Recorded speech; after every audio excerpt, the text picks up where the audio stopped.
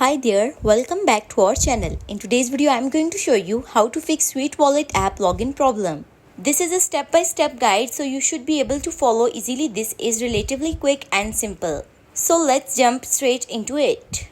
First thing, you want to head over to your Play Store or App Store, and once inside, you want to make sure that this wet wallet doesn't have any pending updates.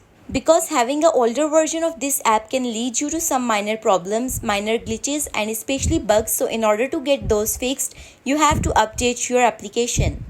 Then the next step, what you need to do, go to your settings, and here you have this apps button. Click on it and find the Sweet Wallet app.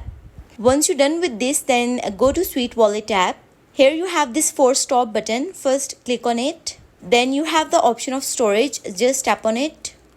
Once you click on storage, then you have two options, clear data and clear cache.